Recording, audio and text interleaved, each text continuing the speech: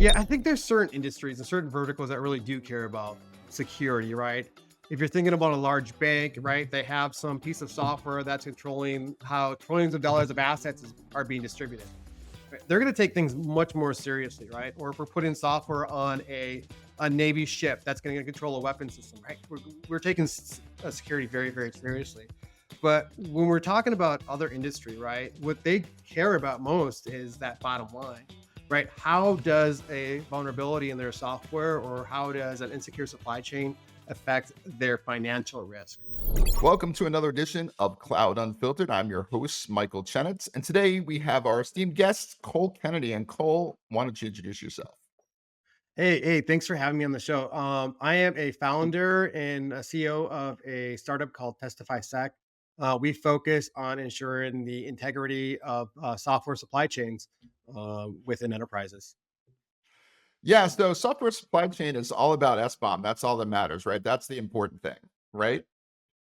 Yeah, SBOM really does matter quite a bit, but there's an analogy I like to use, right? And imagine that your daughter's getting married, and she wants this perfect wedding cake, right?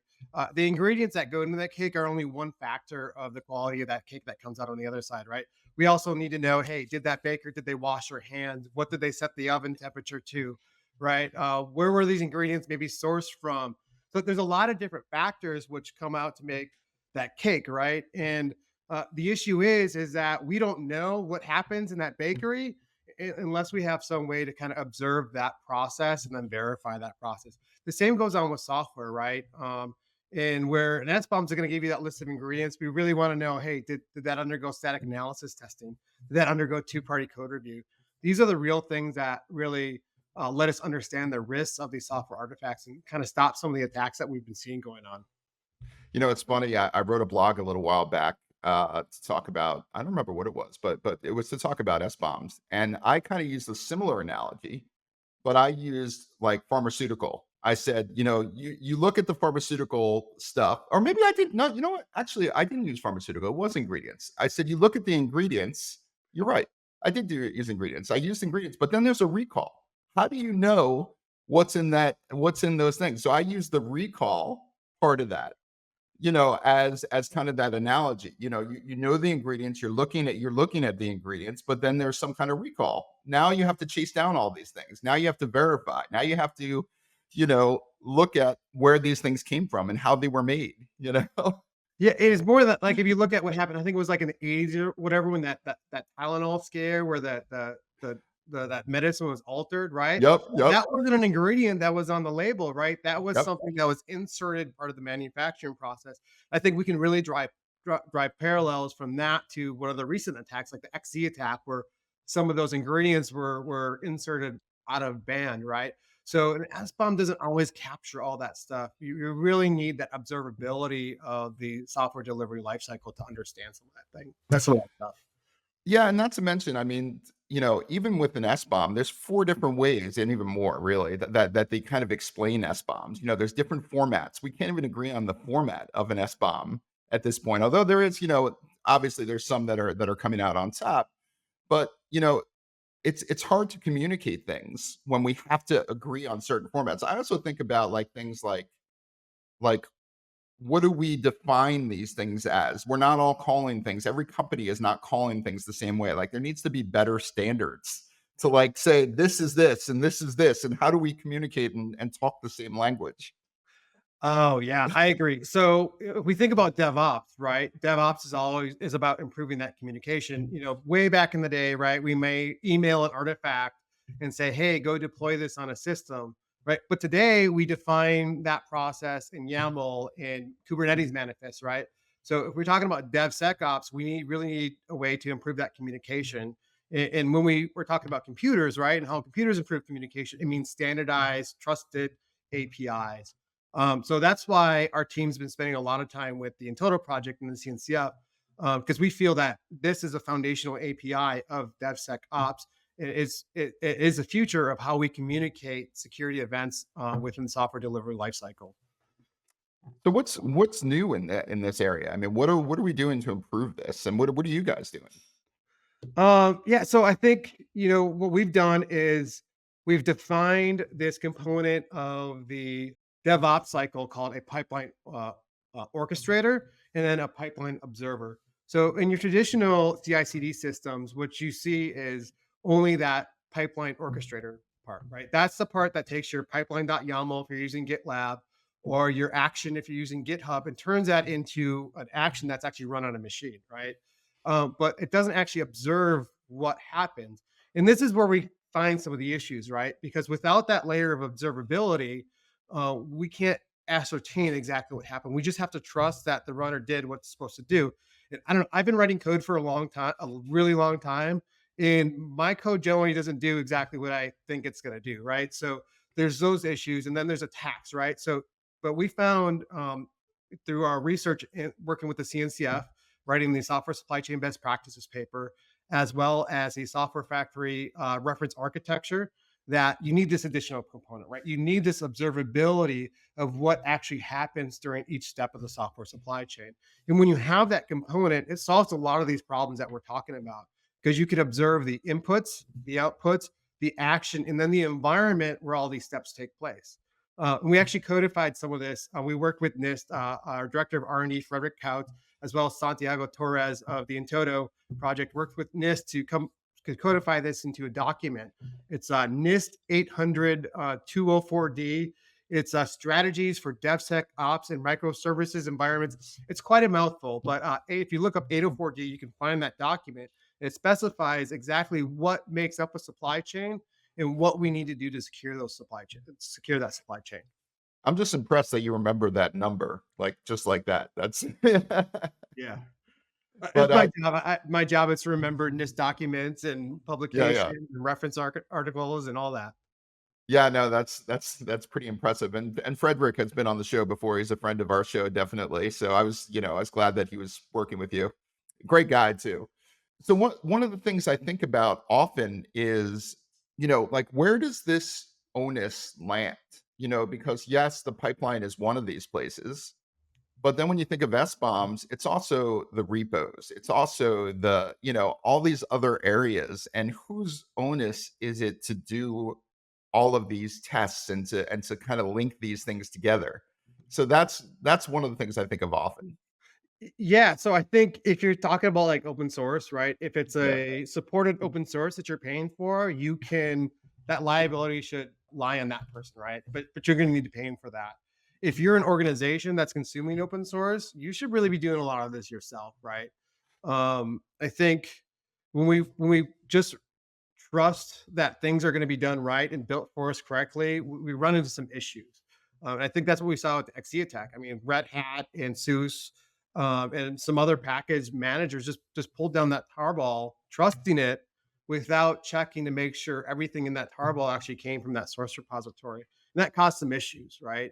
And if this could happen in that type of environment, imagine what's happening in some of these private repos that might be maintained by a random contractor that's subcontracted 3 levels deep to take care of this project, right? So when we're an enterprise that's selling software to another organization, it's the liability. I mean, legal liability is one thing, right? But the ethical liability lies on that software producer to do the right thing and then make sure that the integrity of that artifact is there. Yeah, it's interesting because something like XE is something that people just use all the time. So you're not even thinking about, what is that, you know, what is that coming from? I'm just gonna use that and I'm not even thinking about it.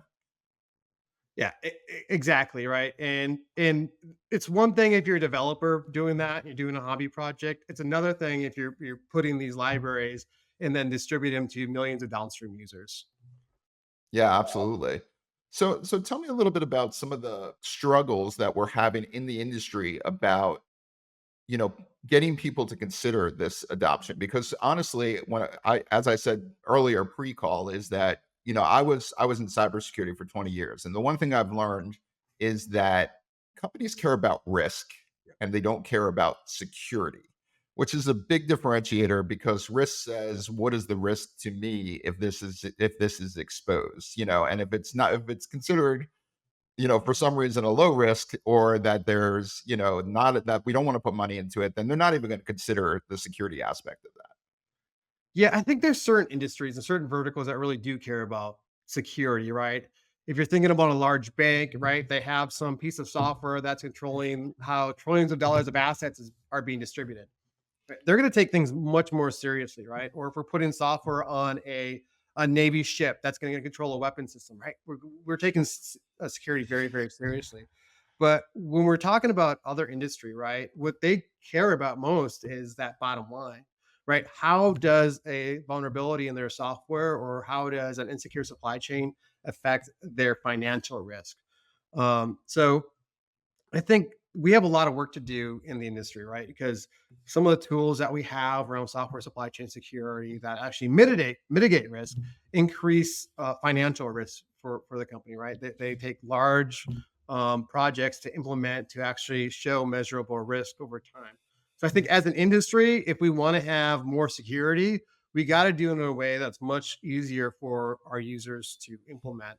Otherwise, we're not reducing risk. We're increasing risk by increasing the complexity, having them they have to hire more security personnel, they have to monitor more things, right? They have more things to go through, right? That's not helping them at all. So I think moving away from complexity as an industry is going to really help serve those customers that are so focused on security.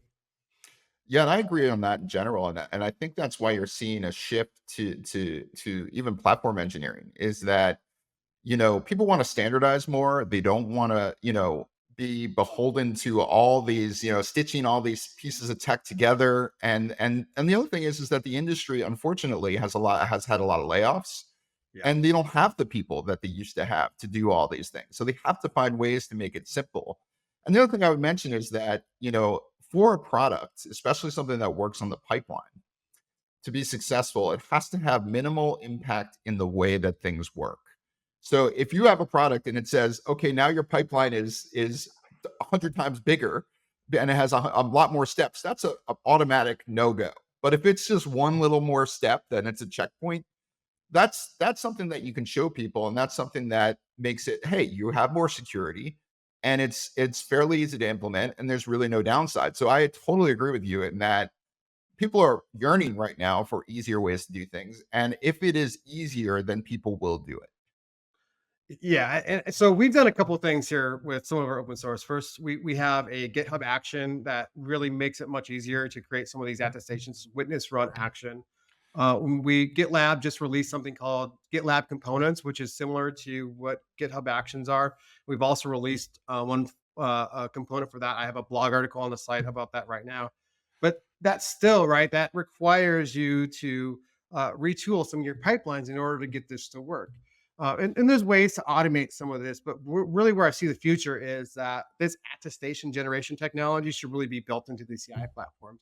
It should be built into our security tooling, right? If I'm going to run a scan on a piece of software, right, I would really love that scan tool to output a attestation telling me what it did and what that result is, right? And in a way that I can trust it, integrating with Cisco or KMS or whatever. And that's one of the reasons why in the Entoto community, we've developed libraries that allow this to happen. And we've seen some adoption with that in some of the open source, where I think Docker now creates in total attestations when you do a Docker build. I think there's still a little work to do there. It's not perfect. If you use some of Anchor's tooling, right, those will create attestations as well. But they're not all the same, right? They're not standardized. So one of the things we're trying to do in the Entoto community is standardize a lot of that around the Go Witness library. So a lot of these open source tools, rather than having to build this functionality themselves, right, they can import this and then automatically get these signed attestations based upon the output of their tools. Yeah, let's talk about a little bit about attestation. So we had Frederick on a little while back, and it was probably maybe a year or two ago, talking a little bit about Intodo. But I'm sure a lot has changed, and I think some of the concepts back then, and I don't know if they are the concepts now, um, were things like obviously looking at how they were compiled and all these different elements, and then also comparing. I think one of the future things was like comparing what are different companies getting, if it's the same tool, are they getting a similar result, are they getting Mhm. so I don't know where it is now. I'd love to hear a little bit more about first, for my listeners that don't really know, what is attestation? and what makes it up. And it's really complex, by the way, for my listeners that are out there. Um, and then what are some of the main like considerations and benefits of it? Well, let's go back to our analogy about that Yeah, wedding yeah, cake, right? yeah. So Go. imagine then instead of just trusting that baker to deliver the cake that you wrote the instructions for, you hire a trusted observer. Let's say you hire your brother to go there and sit in the kitchen, and then every time that baker makes it has a step to complete that process of making the cake, he writes down what happened, right? Writes down, he looks around, takes a picture of the room, and then writes out on a piece of paper, signs it, and then sticks it in an envelope. And he keeps doing this every time the baker does something, every time someone steps in the room, anytime there's any action making that cake, they do that. So now when this cake is delivered, you don't have to trust. You don't have to trust that baker anymore, right? As long as you trust whoever signed that envelope, which, right, your brother's signature. So you open up that envelope and then you can read every single step that happened. So you don't have to have implicit trust over that baker anymore. You know that cake was made the correct way because you have this external trust, right? You have these signed attestations about the process that was completed. So the same thing in software, right? Except we're not collecting information about how much flour was used, right? We're doing things like, hey, what was the AWS metadata that was attached to this instance that we verified when this build was made? So now I can say that, yeah, my build actually happened on AWS GovCloud, right? On an instance that I know I own. The machine is this AMI, and I know it was in this state when the software was built, right? So if we do this and we layer this around for all the steps in the software supply chain and verifiably link them by their inputs and their outputs, it gives us a very good idea of what happened in that process in a way that we can automate the evaluation of it. So we know that that artifact is compliant. We know it was made the way it was supposed to be made. So how do how do you determine what pieces are relevant and what pieces are too kind of, I don't want to say, too strict. You might have a piece that changes a lot. And even though, it might throw off some kind of result. So how do you figure out like what's really important and what's, just a piece of information that you need? Well, the nice things about the attestations that we create in the Entoto project is they're all on a schema, right? So if I'm collecting a variable that I know should stay constant from pipeline run to pipeline run, let's say the pipeline URL, or not the pipeline, but the project URL, right? Or the individual who made the commit, right? I can lock those down. I can do the analysis between run to pipeline run to see what changes and what shouldn't change. So there's a lot we can do within this policy generation to make it very automatic. And we're incorporating some of this stuff in some of our commercial products. You may see some of it in our open source, but I don't think users should actually have to write policies. I think when you have this really detailed, wide telemetry that we're collecting from the software supply chain, it gives us a lot of insights on the types of policies that we should be creating for the user. I bring it back, you remember sticky ports, when you plug in your Ethernet cable into a port and it locks it to that MAC address. Uh-huh. So we can do the same thing for software supply chain, right? We do a pipeline run, we lock those values in place, and that way we know if anything comes in and tampers with that process, we can get a policy violation. No, that totally makes sense. I think of all the variables that you need to know, and it just boggles my mind, because first of all, it's always changing. Second of all, there's different things like you could use a different compiler than somebody else. You could Yeah. use different, so you'll always get slightly different results and different, if I think of it as like a hash, you would get a different hash each time. So, how do you kind of correlate those things? Yeah, and that's one of the big problems that actually brought us to in Toto because we were using some of the pipeline templating tools within GitLab to do this. But our customer, and this is before we started Testify, our customer was actually developing for embedded system. I don't know if you've ever like compiled anything on an embedded Mhm. system, but trying to have your CISO write the pipeline for your embedded system compilation process is a non-starter, right? So what this led them to do was allow the developers to have control over certain steps of their process. But as you can see, right, if you don't have verifiability over this, you can't link them all together. So if you're going to these high compliance environments, that can also be a non-starter. So you have these issues where when you insert this pipeline observer, a lot of these problems kind of melt away. I'm just thinking out loud here, but is there a way to, you know, start out with something that's better. Like yes, you're verifying things as you build it, but maybe there's certain elements that you can start out with that are already verified. So you know that when you start that, you're already starting out with a good base.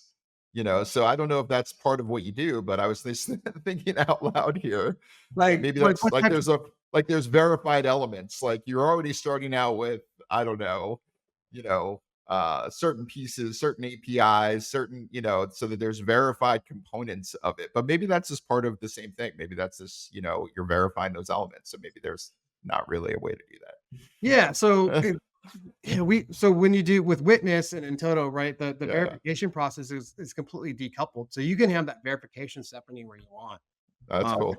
that really helps out with a lot of that, right? So if you want your first step of your pipeline, you can have it verify that that commit came from someone inside your company, right? And then you mitigate some of the problems with remote code execution on your runners. So yeah, I think we need to do that, right? I think if you look at some of the guidance, some of the stuff that we're doing within OpenSSF and CNCF around this, says, okay, at every single stage of the software supply chain, right? Every single step, we need to verify all the previous steps. So we're working towards that with the in total specification. We're not quite there yet. But yeah, there's definitely some things that we want to do to improve that process. Yeah, I mean that's really amazing. And I work for Cisco, so we're all about security. And you know, I I understand the supply chain because I'm in it. Yeah. Um, but I still think that the big thing is the standards around it. And I love projects like Intuito because we have to be able to get to that point where X is X and Y is Y and all these kinds of things. You know. Yeah. Go bring it back to the wedding cake analogy one more Yeah. time, right? Yeah, yeah, Yeah, we yeah. hired our brother to write down all the instructions, and maybe that wasn't the best choice because our brother, they might have their own language that only we understand, right? But now if you write those steps down in some sort of a schema, now you can pass the schema along to your customers, to your suppliers, and now you have a common language that you can verify all these artifacts on. Just kind of like with containers, right? Now we had this great API that allows us to deploy the software in a standardized way, right?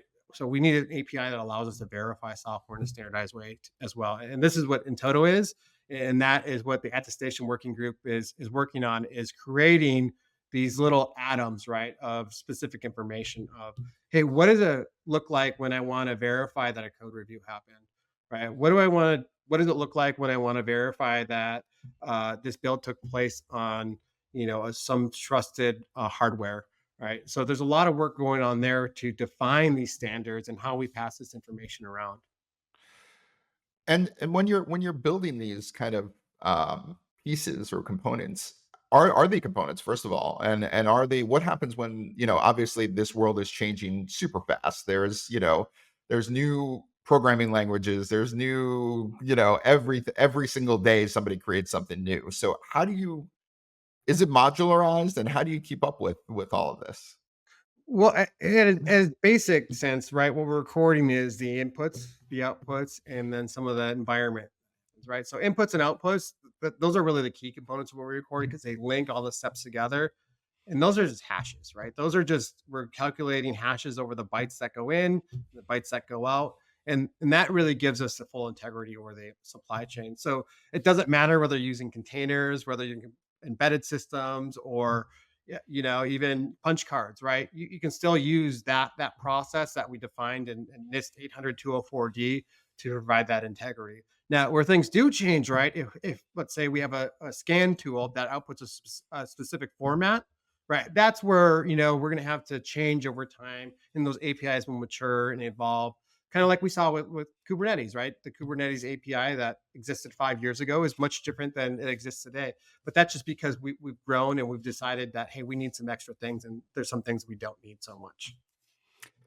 Yeah, so what types of I mean, is there a plethora of scan tools that you accept? Is there, is it what goes into that? Yeah, I mean, anything that produces an output.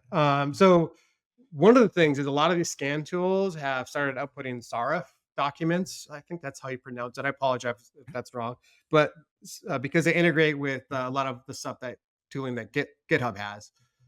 So we can actually generate attestations on these SARS documents, and then we can store those in Archivista and actually create policy on that schema to say, hey, this, I don't want to let anything in my cluster that had a high scan result on it. So anything that produces an output, we can create an attestation on and then evaluate that. Yeah, and I think one of the other things that would be interesting for my listeners is, you know, when should people really start to be considering using tools like this? Obviously, it's when you have a lot of components and you have to think about it. Is it all the time? Is it the single developer? Is it the enterprise? When do you start? Is it when you're building an app? When do you start to think about when should you start to think about this stuff? Well, I think you should look at, if I look at what's running in production right now and you can't answer the question, can I trace this back to the development process and the security process for this artifact? And if you can't do that today with the tooling you have in place, I say, hey, go look at Intoto, go look at Witness, go look at Archivista, see if that fits your needs. If it doesn't, open an issue, let us know, and we can help bring it more towards what your goals are.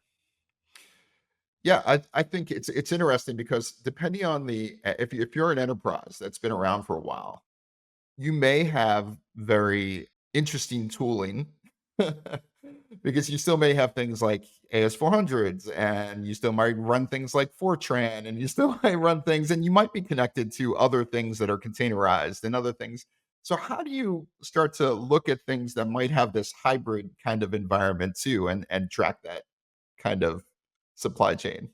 Yeah, like I said before, like we're not tied to any specific technology, right? So, Witness, you can use some of the integrations that we have, but really it's a CLI tool that wraps any command. It's multi-architecture, right? It's a pure written, pure Go. So even if you are running that AS400 and compiling that AS400 code, you can capture attestations about that process with Witness along with your microservice code that's modern, and this all goes into one central repository where you can correlate all the supply chain data in one place, right? So I think having this layer of security on the CI system really helps with this, right? Because now you're not locked into one CI system. And with large enterprises, we all know they still have a Jenkins server that's running under a developer's desk that's been running for 15 years that nobody wants to touch, right?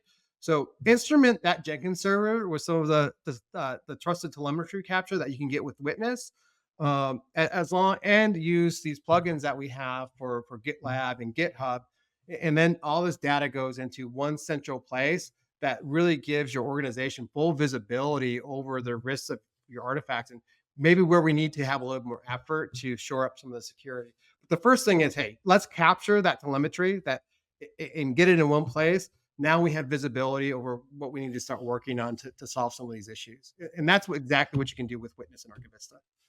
So for my listeners, what about, this makes sense when you're working, in your company and you have your own artifacts and you're kind of capturing that stuff. But is there the concept of sharing? Is there a repo that you can share and say, hey, I know this company has already tested this and I know that this is okay to pull down. So can you explain if there's something like that or if that's even a thought? Yeah, so it's something that we're working on for some more of our commercial products. We do have a public instance of Archivista, but there's security around it. So anything you push there is going to be available to anybody else that wants it. So if you're an open source developer, like this is a really great place that you can start pushing attestations to and sharing these things with no cost or infrastructure to yourself.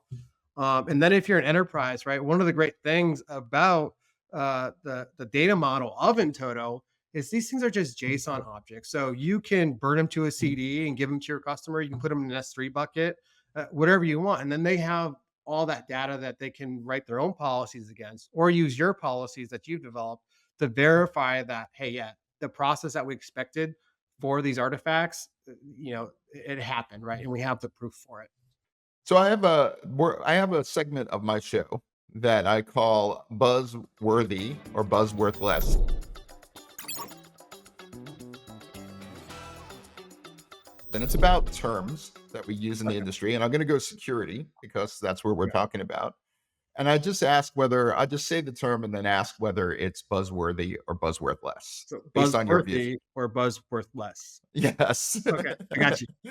So, and some of these terms are just overused and then they lose their meaning and things like that. And Mhm. some of them are great. But let's start with like shift left.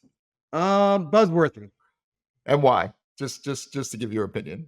Yeah, so I think we need to shift left and also communicate right. Right, developers need the tooling to generate data about what they do, and but the CISOs, right, need tooling to understand what the developers do. We need to improve that communication there. Okay, and I'm going to use another one, and I think I know your answer to this, but SBOM. Um, Man, this is tough. You're putting me on the spot. If I'm gonna see Alan next week, I no, I think I'm gonna reserve judge. I'm gonna reserve that black and white comparison. I think S bombs are really important, Yeah. but S bombs are only as good as much as you can trust them, right? So we need some sort of basis of trust, and we need to verifiably link these S bombs to their artifact. It's something that we're working on in the SBOMIT project in the OpenSSL. Awesome. Well, any other last words of wisdom before we end this show? Hey, you need to start generating attestations for your software supply chain today. It's really easy. Go to witness.dev. There's a getting started guide. We have a GitHub action and we have a GitLab component that makes it super easy. It's all free, open source CNCF software. Well, thanks so much for coming on the show. I'll leave some notes about where people can find all these things within the show notes. And thanks for coming on. Hey, thanks for having me. All right.